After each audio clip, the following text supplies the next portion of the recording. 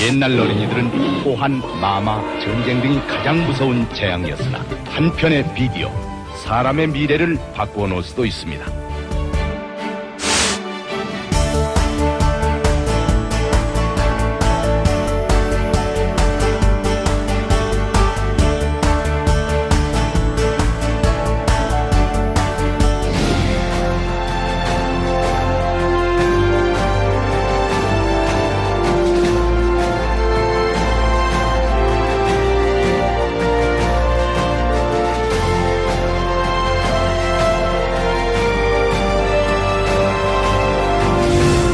미디어는 앞으로 미래의 선교 사역에서 굉장히 중요한 역할을 할 것입니다.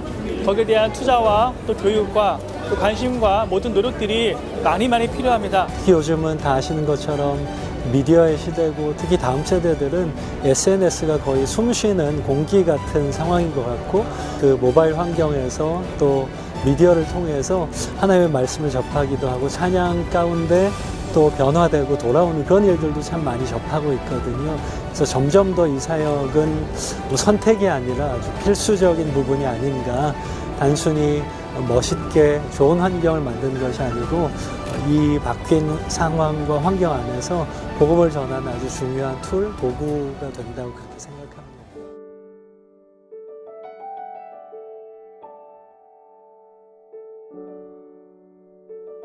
반갑습니다. 내시동교회 성도 여러분. 저는 울산 대형교회 강성철 선교사라고 합니다. 미디어 사역 세미나로 섬길 수 있게 되어 너무 감사드립니다.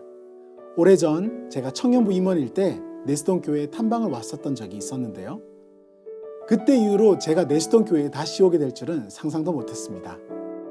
직접 찾아뵙고 세미나를 진행하면 너무 좋았겠지만 주일 사역으로 인해 이렇게 영상으로 진행하게 되었는데요. 이렇게 영상으로 만나 뵙는 것이 어쩌면 이번 세미나 컨셉과 너무 잘 어울린다는 생각도 듭니다. 이번 세미나를 통해서 미디어 사역과 온라인 사역을 교회와 복음적 관점에서 다시금 볼 수 있는 계기가 되었으면 너무 좋겠습니다. 그럼 강의를 시작하겠습니다.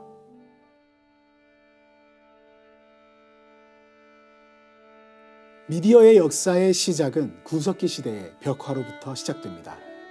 이어서 벽화는 석판, 파피루스, 스크롤 형태로 변하고 손으로 만든 필사한 책도 나오게 됩니다. 과거에는 기록 매체, 저장 매체, 그리고 소통 매체가 구별되었습니다. 이후에는 인쇄술로 인해서 복제가 가능해졌습니다. 그리고 19세기가 시작될 즈음 첫 통신수단인 모스부호가 발명됩니다. 이후에 카메라, 축음기가 잇따라 발명됨에 따라 이미지나 소리를 저장할 수 있게 됩니다. 1976년에는 벨이 전화기를 발명하죠. 이때부터 장거리 통신을 할 수 있게 되었고 19세기 말쯤에는 라디오가 발명되었습니다. 이제는 좀 익숙한 매체들이죠. 바로 매스미디어가 20세기에 꽃을 피웁니다. 영화, 신문, 라디오, 그리고 TV로 인해 대중매체라는 말이 처음 생겨나게 되고요. 이러한 매체들은 사회 속으로 파고들어 문화를 만들어내었습니다. 출시 당시 엄청난 인기를 끌었던 소니의 워크맨 그리고 비디오 테이프의 등장으로 개인 미디어의 황금기가 찾아왔습니다. 그리고 냉전 당시 미국의 군사정보 관리 및 보안 기술 중 하나였던 인터넷은 20세기에 본격적으로 일반 대중들에게 보급이 되었습니다. 기술은 더욱 발전해 이메일과 PC통신 그리고 블로그와 소셜미디어까지 발전하죠. 이후 실리콘밸리의 창고에서 시작된 수많은 스타트업들이 성장하면서 구글, 아마존, 페이스북, 넷플릭스와 같은 거대 공룡 기업들이 탄생하게 됩니다. 석기시대부터 4차 산업혁명을 앞둔 오늘날에 이르기까지의 미디어의 역사를 한번 살펴보았습니다. 여전히 사용하고 있는 미디어 매체도 있지만 역사 속으로 완전히 사라져버린 미디어 매체들도 있다는 것을 알 수 있습니다. 미디어의 역사를 큰 그림으로 보면 우리가 한 가지 사실을 발견할 수 있는데요. 이런 시대의 변화에 따라 미디어 매체들, 즉 소통의 방식이 변한다는 것을 확인할 수 있습니다.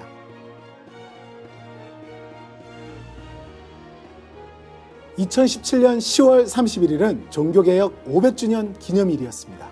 종교개혁 500주년을 기념하기 위해 1년 전에 책이 한 권 출간되는데요. 바로 브랜드 루터라는 책입니다. 저자는 루터가 종교개혁을 위해 사용했던 기술에 대해서 깊이 있게 이야기하고 있습니다. 루터가 신학자로 있던 중세 시절을 일컬어 오늘날 사람들은 흔히 유럽의 암흑기라 부른다. 오로지 교회의 성직자들만이 지식을 독점했고 독점된 지식을 바탕으로 절대 권력을 휘둘렀기 때문이다. 교회에 대한 무조건적인 복종을 요구했던 성직자들의 부패는 날로 거듭됐다. 급기야 문란한 성직자들은 대중을 현혹해 죄를 사해준다는 문서, 즉 면죄부를 발행하기 시작했고 그 대가로 돈을 요구했다.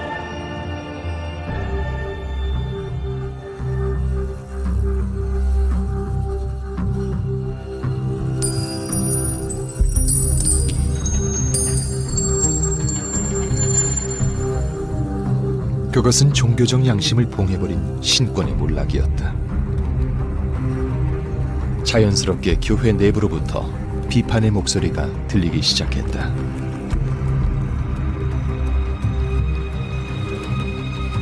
성직자로서 강한 책임감을 느꼈던 루터는 면죄부의 상업화에 강한 불만을 나타냈다. 이윽고 그는 부당함을 반박하기에 이른다.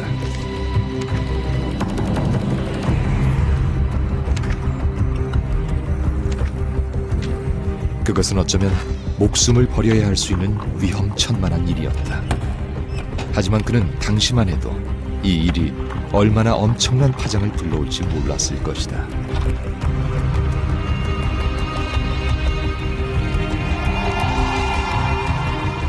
반박문은 교회의 정문에 붙여졌다. 그리고 순식간에 필사되거나 전단지로 인쇄돼 단 2주 만에 전 유럽에 전달됐다. 최초의 팸플릿 혁명이었다.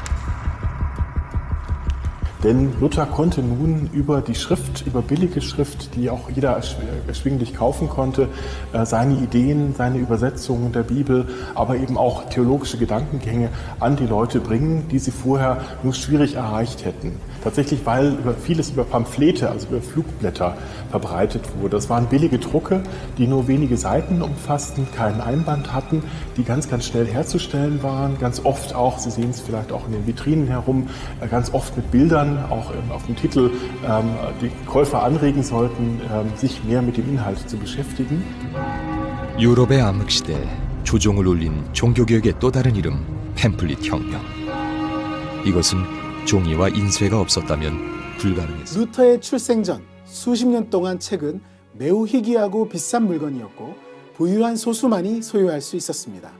그러나 루터의 일생에는 인쇄술로 인해 수십만 장의 그의 반박문이 전단지로 인쇄되어 독일 전역에 배포되었습니다.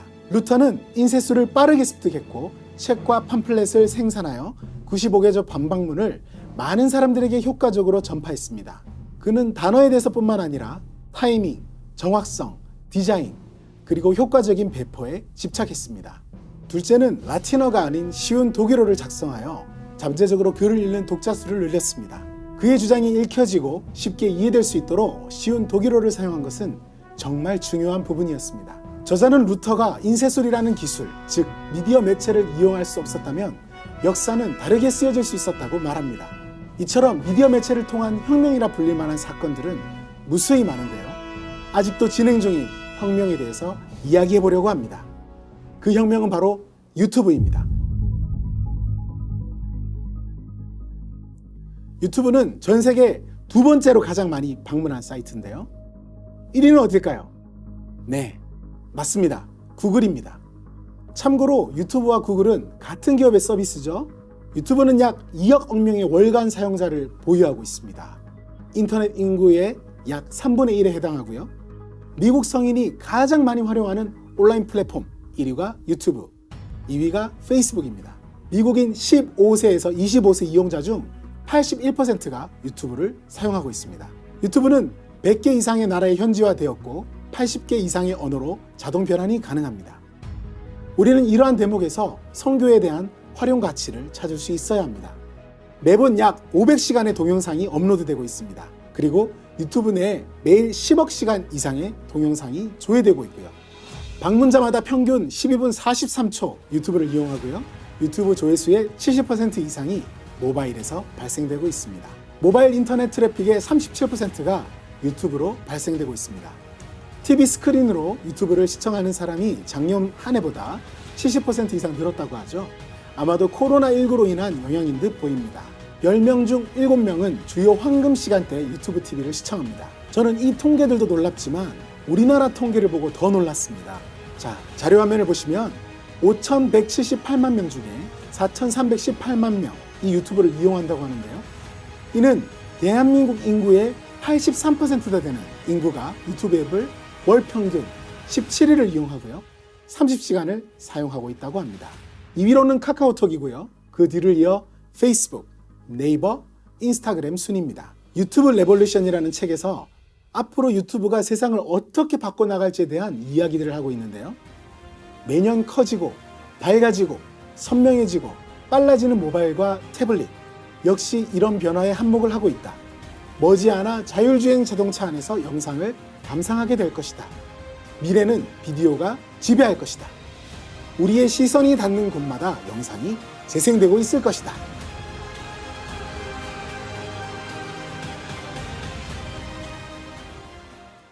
브릭스 앤 클릭스. 브릭스, 벽돌은 매장을 의미하고요. 클릭은 홈페이지나 앱을 의미합니다.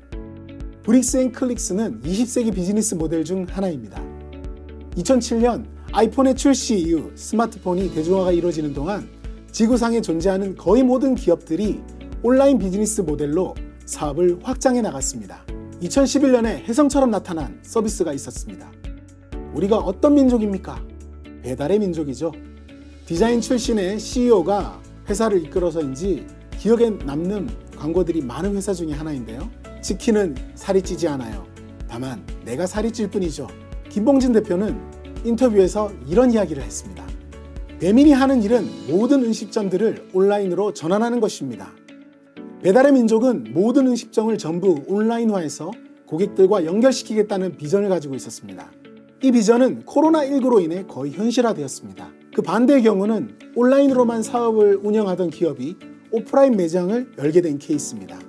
세계 최대 온라인 마켓인 아마존은 최근 몇 년간 꾸준히 오프라인 매장을 확대해 갔습니다. 2017년부터 꾸준히 지역의 매장들을 늘려가더니 이제는 미국 내 900개에 가까운 스토어를 구축했습니다. 이처럼 오늘날 기업들은 오프라인은 온라인으로 확장을 하고 온라인은 오프라인으로 시장을 확장하고 있습니다. 이는 시장을 확대하는 것을 넘어서서 온 오프라인의 경계를 없애려고 하는 시도인데요.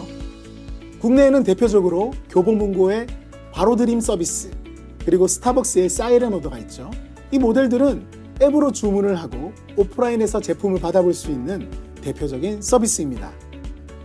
이렇게 온라인과 오프라인의 경계가 점차 사라지면서 소비자들은 원하는 시간, 원하는 방법으로 소비를 할 수 있게 되었습니다. 이러한 마케팅 전략을 옴니채널 마케팅이라고 합니다.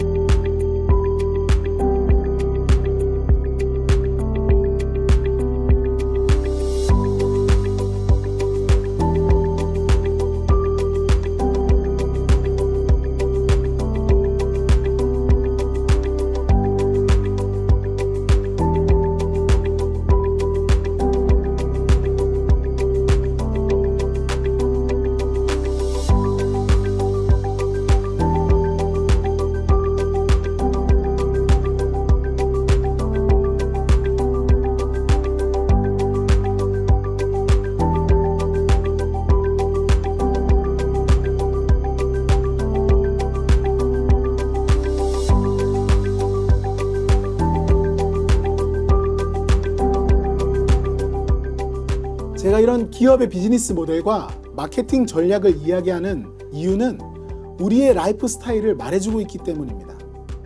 우리가 먹고 사는 삶의 방식들, 소통하는 방식, 우리가 정보를 얻는 방식들이 거의 다 디지털화, 온라인화 되었기 때문입니다. 보시는 그림은 메슬로의 5단계의 욕구 단계설입니다. 아마 한 번쯤 보셨을 텐데요. 인간의 욕구를 5단계로 나누고 욕구의 단계가 있다는 것을 말해줍니다. 즉, 생리적인 욕구가 해결되면 안전의 욕구를 원하게 되고, 안전의 욕구가 채워지면 사회적 욕구를 바라게 된다는 것이죠. 그런데 스마트폰 보급 이후 이 욕구가 7단계로 확장되었다고 합니다. 7단계 욕구설이 등장합니다. 마치 소변이 마려우면 발이 동동 굴러지듯이 휴대폰 배터리가 없거나 와이파이가 없으면 그와 같은 증상이 나타나는 것을 빗대어 만들어낸 유머이긴 합니다만 어느 정도 동의는 되시죠? 이를 잘 표현해준 영화가 있었습니다. 봉준호 감독의 기생충입니다.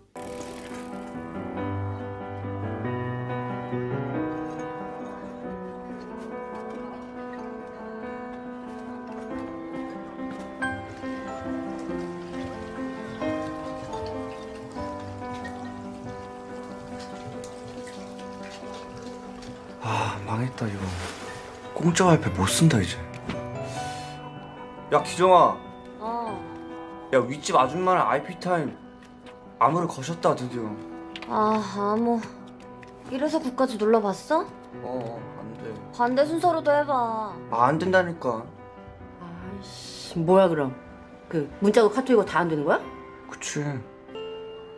기우야, 예 아버지. 와이파이 높게 들어야 돼, 높게. 구석구석 그 사선시키듯이 해야 돼. 잡힌다. 진짜? 잡혔어? 잡히지. 이거 커피나라 투지. 이 근처에 카페 새로 생긴 건가? 뭐야, 왜 나 안 잡히지? 일로 바싹 올라와봐. 얘들아, 되는 거야? 돼. 반지하에 사는 이 가족은 암호가 없는 와이파이 신호를 잡기 위해 고군분투하는데요. 결국 화장실에서 와이파이 신호를 잡는 장면, 아마 다들 기억하실 겁니다. 인간이 배설물을 해결하는 장소인 화장실, 그리고 가장 진보된 통신기술인 와이파이, 이 두 가지를 동시에 보여주고 있는 이 장면에서 생리적 욕구만큼 우리는 연결의 욕구가 기본 욕구로 자리 잡았다는 것을 말해줍니다. 세상에 발을 딛고 살아가는 실제적인 삶과 온라인에 연결되어 살아가는 삶, 모두가 중요해졌다는 것을 단편적으로 보여주는 장면인 것 같습니다. 이제 디지털 네이티브라 불리는 90년생부터 00년생들에 대한 이야기를 해볼까 합니다.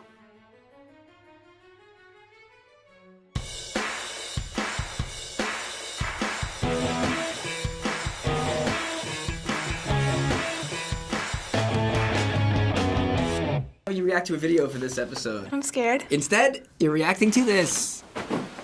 Oh my god. These in like old libraries. Are these the ones that take floppy disks inside of them? The fact that the monitor is bigger than the actual computer itself, it says a lot. Okay, like the first computer ever made. The first computer ever made would be the size of this room. Okay. For me though, this is like the first computer ever made. So go ahead and turn on the computer. Okay, it's been a while. We're gonna go with the big button right here. That's just the monitor. Oh shoot. The noises are very interesting. I don't think I've ever heard a computer make these sounds before in my life. Windows 95. Okay, that's a little bit before my time. It's prehistoric. So let's go online through a 10-year-old browser and open it. We can get online? It says Internet Explorer cannot open the internet site. Oh gosh, I think I already broke it. Oh, do I have to set up Wait, is this dial-up? Well, the internet won't work because there's no Wi-Fi in Windows 95. What? Why is there Internet Explorer? That doesn't make any sense. Dial-up. Plug that in. Well, you needed to connect a phone line to your modem to get on the internet. Wait, what is a modem? A modem is a device that sends data to or from your computer that gets you online. And back then, modems had to use phone lines to make that possible. So you would have to use your phone to go on internet? Oh, and isn't that like really loud, like thing? It's scary to think that Wi-Fi is like so vital to us now. If you go somewhere and don't have Wi-Fi, like that's the worst thing that could ever happen to you. Install Windows 95, it took 13 floppy disks one by one. Whoa, that's intense. Holy shit, that takes time. I remember what a floppy disk is. That's that square thing, right? And those would take hours to install. I'm sorry, this is just really blowing my mind. Is that the way it is to install things now? No, usually you just connect to Wi-Fi and then like download it. Like if I have to update my computer, do a little refresh thing, or like get my security, as sad as it sounds, if it takes more than 5 minutes, I get pretty frustrated. Technology that you've grown up with and use today, do you ever think when you're on a computer or on your phone of just how far things have come and what it used to be like? Of course, doesn't everybody? Doesn't everybody take a moment and just think like, damn, this is so easy? It's just crazy to think like my cell phone is like more powerful than this. A lot of older people will watch this video and say, oh, look at these people who don't know what Windows 95 is, and they're just too into technology nowadays and they're too spoiled. Well, I'm sorry, okay? It's not my fault. I was born after this. You probably had this reaction about older computers when this came out. So finally, go ahead and shut down the computer. Shut down. Is it gonna do the sounds? It's now safe to turn off your computer, so I have to physically turn it off? It is now safe to turn off your computer. It's now safe to turn off. That actually scares me a little. Why does it have to tell me it's safe to turn it off? Like it wasn't safe before? Something would happen if I tried to do it without that step? It would blow up? Winning! 영상 마지막에 나온 학생이 이런 이야기를 합니다. 유감이지만 제가 나중에 태어난 걸 어쩌겠어요. 저자 이몽택 씨는 CJ그룹에서 신입사원 교육과 마케팅 업무를 한 80년대생인데 당시 90년대생 신입사원과 소비자들을 마주했던 경험을 바탕으로 다음 브런치에 연재를 한 것을 엮어 책으로 출간했습니다. 우리 사회처럼 짧은 시간에 급격한 변화를 겪은 곳에서는 세대 간의 갈등의 골은 더욱 깊어질 수 있다. 각 세대가 서로의 차이를 인정할 여유가 없었기 때문이다. 기성세대가 젊은 세대의 창조적 가치를 적극적으로 받아들이는 포용력 있고 열린 자세로 그들과 적극적으로 만날 때에만 젊은 세대에 대한 모든 편향된 평가와 논의들이 사라질 것이다. 이와 함께 젊은 세대의 문제는 더 이상 그들의 문제가 아닌 하나의 사회적 현실이라는 인식을 갖는 것이 중요하다. 세대로는 그렇게 시대 간의 포용력 있는 공감대를 만드는 데 쓰여야 한다. 너희는 참는 법을 배워야 해 라고 말하는 것이 아니라 참을 수 있는 환경을 조성하고 적응을 도와주는 것이 90년대생을 맞이하는 조직의 새로운 리더십이 될 것이다. 기업의 상황은 그나마 괜찮습니다. 한 세대가 가면 또 다른 세대가 단계적으로 포용해주고 이해하고 적응하면 되니까요. 하지만 교회는 어떻습니까? 요람에서 무덤까지 우리 모든 세대가 함께 있는 공동체이기 때문에 그 어느 곳보다 세대 간의 간극을 줄이려는 노력이 필요한 곳이라는 생각이 듭니다. 2016년에 분당 만나교회에서 제1회 국제기독교 방송미디어 컨퍼런스가 있었는데요. 기자회견장에서 저는 필국 박사님에게 한국교회 리더십들에게 다음 세대 사역을 위한 권면의 말씀을 부탁드렸습니다. 그 대답을 함께 들어보시겠습니다. If we're going to impact the next generation of Korea, we need to listen to the next generation of Korea. I would urge pastors, the young people in your church understand social media, they understand the music that people listen to, and they understand the media they're watching. I think the key for us is to be much more humble and realize that the younger generation is the key for the church making an impact in this country and in the United States. Rather than having people not listen to us, we shouldn't get angry, we shouldn't be bitter. Just understand that we have to earn the privilege of speaking into this culture. And if we could do that, we would see a dramatic change. 우리한테 전혀 관심이 없고 귀 기울이지 않는 사람들에게 분노하고 쓴마음을 가지기보다 이 시대에는 먼저 그들을 이해하려 노력해야 합니다.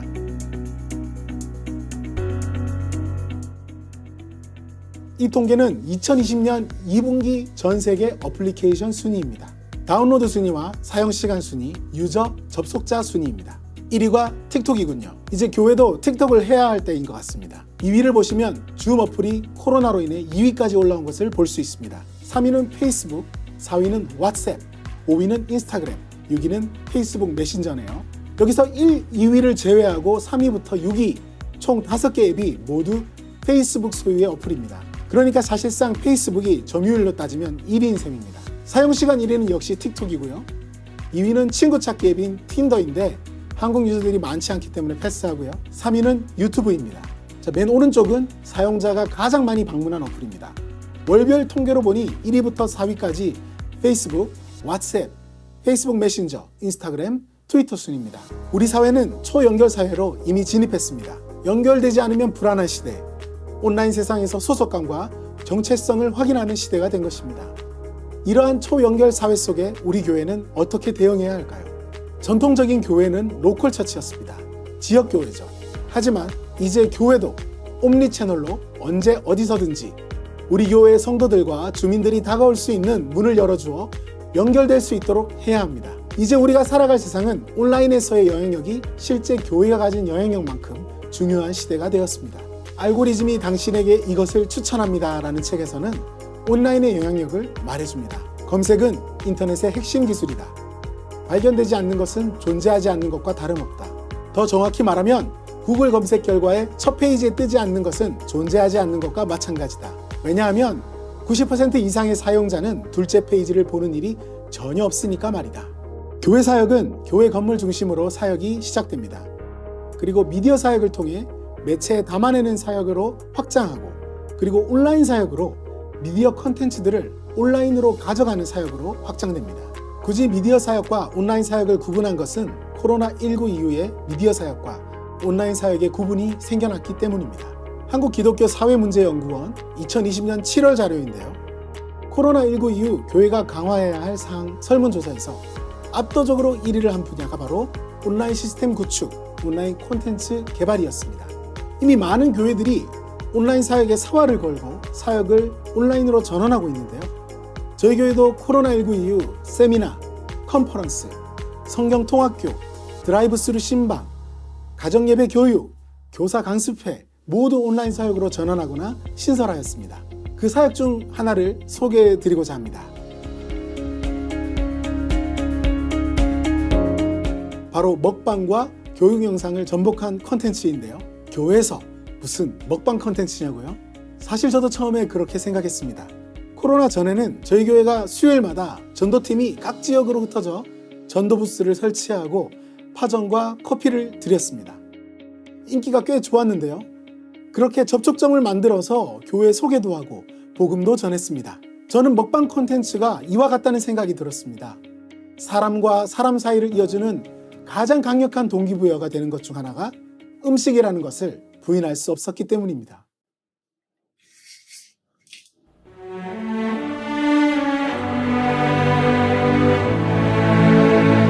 서른 해 동안 나를 찌운 건 파라리 치킨이다.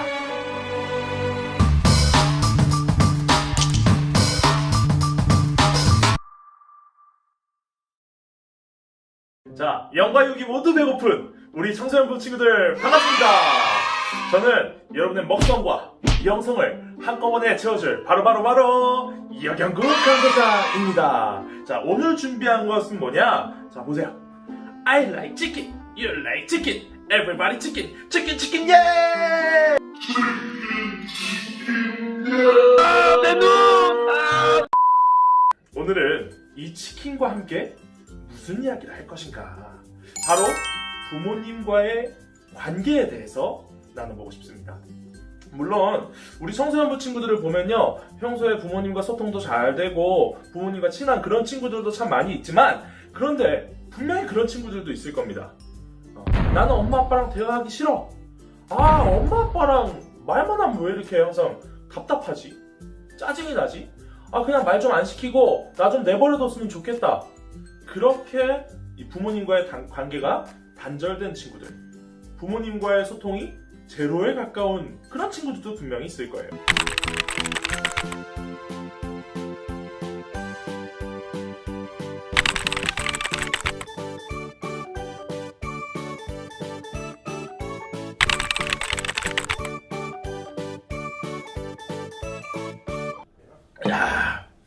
네, 여러분 다 먹었습니다.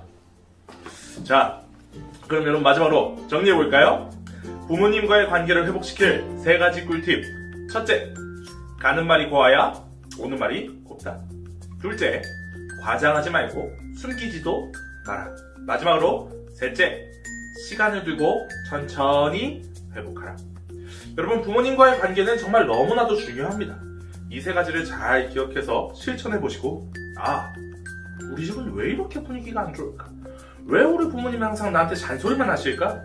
그렇게 불평만 하고 있는 게 아니라 그런 안 좋은 분위기를 여러분이 주도적으로 스스로 바꾸어 볼 수 있는 그런 우리 모든 중고등부 친구들이 되기를 축복합니다. 그럼 안녕! 짧게 편집을 해서 보여드렸는데요. 교육을 진행하고 맨 마지막에 먹방을 합니다. 아이들이 끝까지 볼 수밖에 없습니다.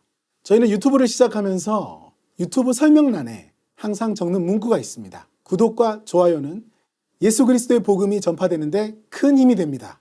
알림 설정으로 대형교회 미디어 컨텐츠를 만나보세요. 복음의 메시지를 공유해주세요. 이 문구가 대형교회 유튜브 모든 컨텐츠에 표기되고 있습니다. 미디어 사역과 온라인 사역을 하기 위해 정말 많은 것들이 필요합니다. 컨텐츠를 제작하기 위한 장비나 장소, 그리고 전문가들, 그리고 봉사자들 모두 다 필요합니다. 하지만 이 미디어 사역과 온라인 사역의 가장 큰 장점은 모든 성도들이 참여할 수 있다는 것입니다. 컨텐츠가 온라인 세상에 공개되는 순간 모든 교인이 그 컨텐츠로 전도에 참여할 수가 있습니다. 이를 감당하기 위한 필요한 조건은 두 가지면 됩니다. 첫째는 교회와 예수님을 사랑하는 마음이고, 둘째는 스마트폰입니다. 이처럼 인류에게 준 놀라운 이러한 기술들을 활용하면 우리는 손쉽게 공유 버튼 한 번으로 많은 사람에게 복음을 전할 수 있는 시대를 살고 있습니다. 하지만 과거에는 그 복음을 전하기 위해 먼 길을 걸어가야만 했습니다. Paul, Barnabas, and John Mark could not have fully known just how imposing the rest of their journey and mission would be. In an effort to move deeper into the Roman Empire on their first missionary outreach, Paul and Barnabas and John Mark sailed north from Cyprus toward the region of Asia Minor to what is today the southern coast of Turkey. The first sight of land must have got their attention. They were entering the region of the Taurus Mountains. These mountain barriers to the interior added to the challenges they would face in carrying the story of Jesus forward. After reaching shore, they entered the city of Perga. If you look off into the distance, you can see very precipitous mountains. Yeah. And it gets worse from here. These are just the foothills right now, but it gets much worse. Point that they realize that they have not only the dangers of the mountain crossing, but they also have the dangers of going without food, without shelter, and also the dangers of thieves. Right. Following one of Paul's possible routes north, I headed from Perga toward the city of Pisidian Antioch, in the heart of the region of Galatia. In the fall of AD 46, Paul and Barnabas traveled north through the mountains. I had an opportunity to walk on one of the Roman roads that Paul may have traveled. G'day! Well, the Romans on their roads, they erected milestones to let travelers know precisely where they were at. Yeah. Paul and Barnabas coming through this pass would have seen this Augustan milestone, dates from 6 BC. And very faintly on the bottom, you can see in Roman numerals the mileage 139 Roman miles from this point to Pisidian Antioch. Right. So Paul and Barnabas would have known precisely how far they had to go from here. Well, when you read a book of Acts, Luke says they went from here to there, but when you actually get out on a Roman road like this, and you can see the type of scenery, the landscape, it really brings it to life, the type of experience they had in traveling from city to city during their journeys. 크리스천 히스토리 Paul and His Times라는 책에는 로마의 도로와 바울의 전도 여행을 상세히 설명하고 있습니다. 당시 로마인들은 군사 목적으로 제국 전역에 8만 5천 킬로미터가 넘는 도로망을 건설했습니다. 도로는 완벽하게 일직선으로 전국을 통과했고, 다듬은 돌로 포장되었고, 촘촘한 모래뚝으로 보강되었습니다. 고르지 못한 곳은 메워지고 교차하는 모든 급류나 계곡이 모두 연결되었으며 양쪽의 높이가 같아 모든 곳에서 고르고 아름다운 모습을 보여주었습니다. 또 책에는 황제의 편지는 쓰여지자마자 마치 날개 달린 전령이 나르는 것처럼 신속하고 안전하게 목적지에 배달된다. 사도 바울을 중심으로 기독교의 교리도 이 도로를 통해 효과적으로 지중해 지역에 전파될 수 있었다. 빌리 그레엄 목사님은 라디오와 TV 그리고 위성방송 기술을 활용해 수십만 명의 영혼들에게 복음을 전한 전도자였습니다. Now some people have said, why don't you make your messages more intellectual? Some of the ministers said, why don't you talk more to ministers? I am an evangelist. 나는 전도자입니다. My primary message is to the people outside the church and outside of the gospel. 제가 전하는 메시지는 예배당에를 나오시지 않는 사람들을 향해서 던지는 메시지입니다. So every service I try to explain the gospel in simple language so that everybody can understand. 단순하게 하나님의 복음을 전해서 그 사람들이 복음을 믿을 수 있게 하는 것입니다. I am an evangelist.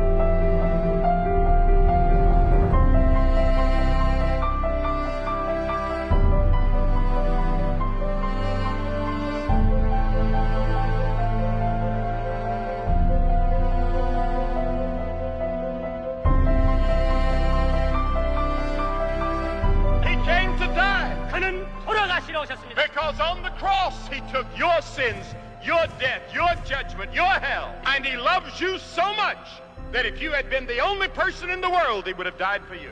There are tens of thousands of people here today that do not know Christ. We may never see a sight like this in Korea again. 우리는 한국에서 이러한 광경을 다시는 보지 못할런지 모르겠습니다. What a moment to receive Christ. 예수를 믿는 얼마나 좋은 순간입니다. Let him come and change your life. 예수가 여러분 마음 들어와서 변화시켜야 되겠습니다. Do you believe in God? 여러분 하나님을 믿습니까? Do you believe in God? 당신도 하나님을 믿습니까? I'm going to ask you today to receive Christ. 나는 오늘 여러분 예수를 영접하기를 원합니다. 아마 수천 명은 처음으로 예수를 믿게 되실 겁니다. I'm willing to turn from my sins. I want Jesus in my heart. 내가 예수를 영접하고 새 사람이 되겠습니다. Stand right where you are.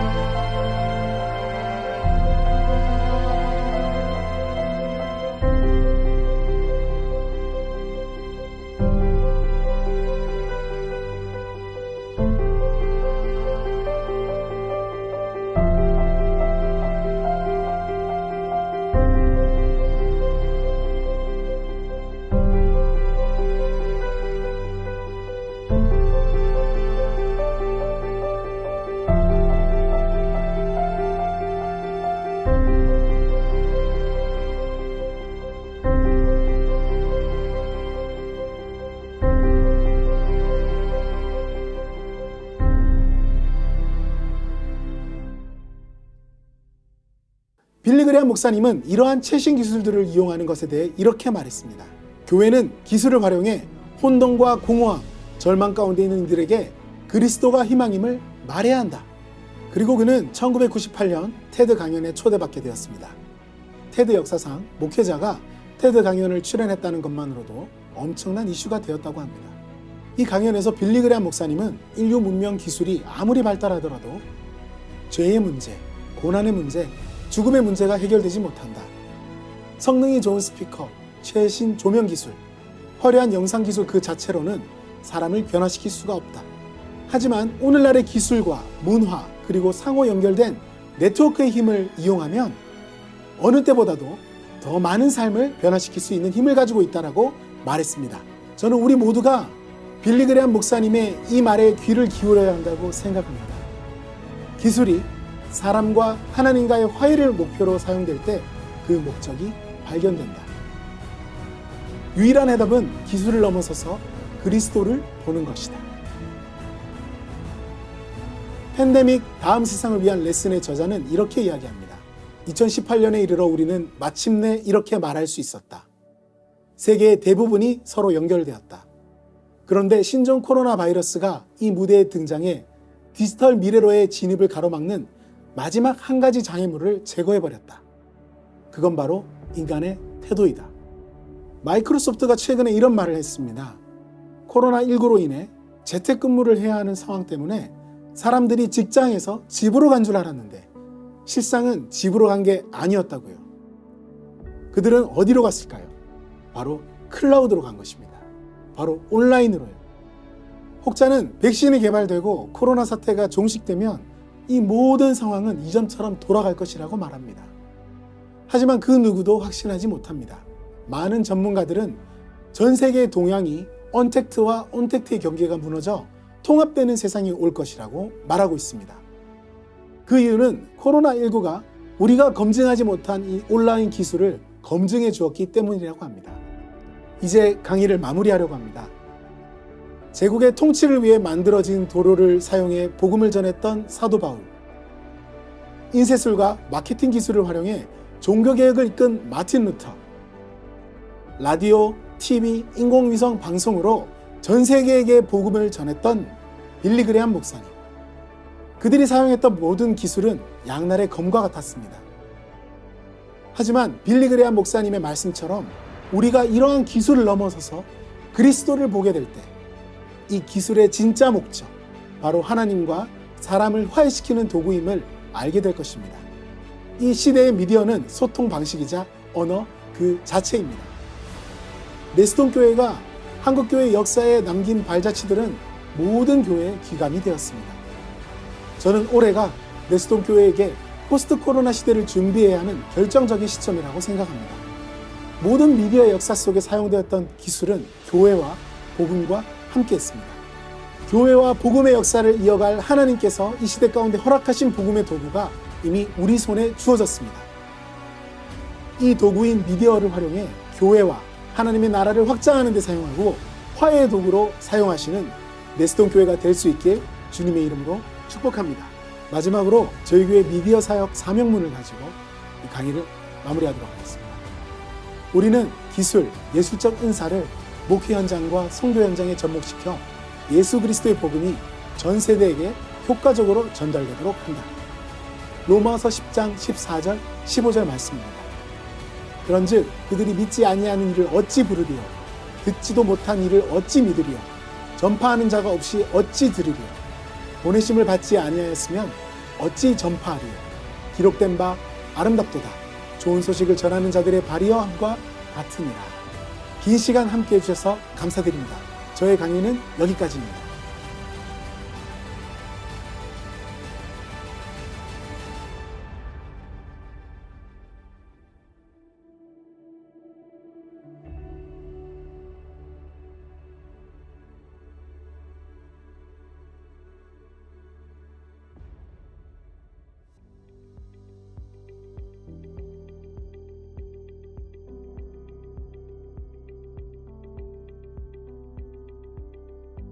현장 사역과 온라인 사역은 서로 상호 보완되는 사역입니다. 코로나19로 인해 우리가 대면 예배를 드릴 수 없는 이런 상황에서 온라인 예배로 그 예배를 보완하고 있죠. 또 온라인 예배가 지속됨에 따라 생겨날 수 있는 많은 문제점들, 이런 예배 태도에 대한 부분들, 성도들이 예배에 집중하지 못하는 것들, 이런 것들은 우리가 목회적인 관점에서 케어할 필요가 있다고 생각이 듭니다. 물론 현장 예배와 온라인 예배의 경험은 분명 다릅니다. 그렇게 저는 온라인 예배의 경험을 바꾸기 위한 노력도 필요하지만 현장 예배를 또 어떻게 하면 생동감 있게 드릴 수 있을지에 대한 고민도 필요하다는 생각이 듭니다. 이러한 연구가 계속해서 진행되고 있는데요. 저희 교회는 최근에 온라인 예배를 부탁해라는 책을 가지고 한 달간 모든 교육자들이 스터디를 했고, 이번 주부터는 담임 목사님과 우리 당연 장로님들이 함께 스터디를 할 예정입니다.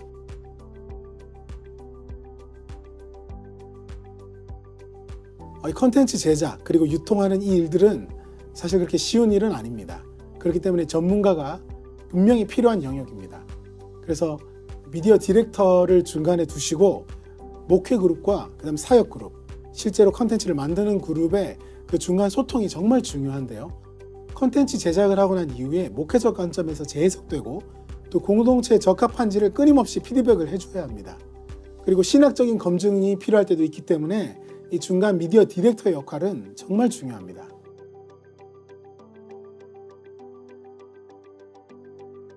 미디어 사역이 그 교회 자체를 대변하기 때문에 그렇습니다.